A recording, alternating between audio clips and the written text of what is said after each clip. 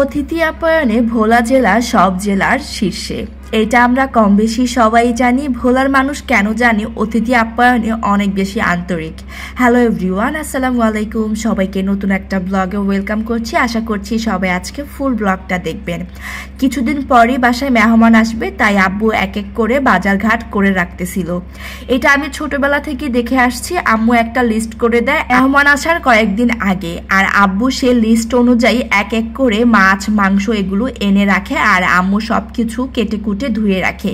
এখানে আব্বু 4 ধরনের মাছ এনেছে: বাটা মাছ, কোরাল মাছ, তেলাপিয়া মাছ, আর ছিল ছোট চিংড়ি মাছ। এই ছোট চিংড়ি মাছগুলো দিয়ে ভর্তা এবং ভাজি করা হবে। বাড়ির উঠানে রোদে বসে কাজ করতে কিন্তু ভালোই লাগে। আমরা যারা গ্রামে থাকি তারা কিন্তু বাসার বাহিরেই ম্যাক্সিমাম কাজগুলো করা হয়।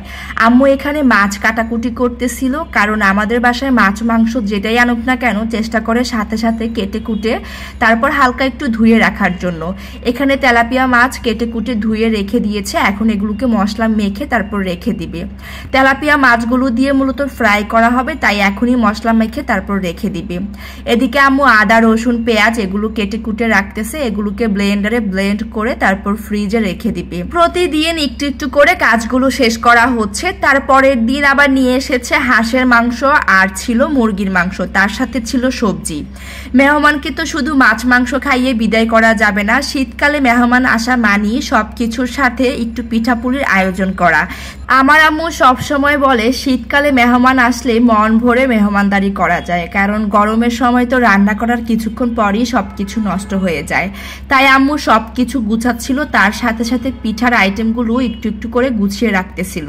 তার সাথে তো বাসার রান্না বাড়া আছেই। যেহেতু তার পরের দিনই মেহমান আসবে, তাই আম্মু আজকেই সবকিছু গুছানোর পাশাপাশি চিতই পিঠা রান্না করে রেখে দিবে। তাই এখানে আগে থেকে পিঠাগুলো বানিয়ে নিচ্ছে, তারপর পিঠাগুলো দুধের শিরায় রান্না করা হবে।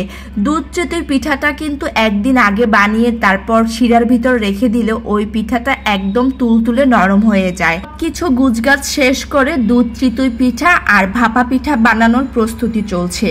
যেহেতু তার পরের দিনই মেহমান আসবে, তাই এখানে ভাপা পিঠার গুড় এবং নারিকেলগুলো কুড়িয়ে রাখছে।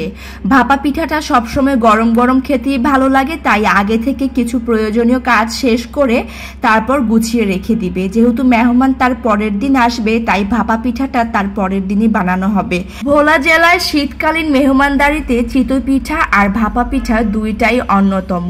মানে মেহমান আসবে আর এই 2 ধরনের পিঠা খাওয়ানো হবে না, এটা হতেই পারে না। আজকের ব্লগে আপনাদের সাথে এতটুকুই শেয়ার করলাম। আশা করছি আজকের ব্লগটা আপনাদের কাছে ভালো লেগেছে। আল্লাহ হাফিজ সবাইকে। Thanks for watching.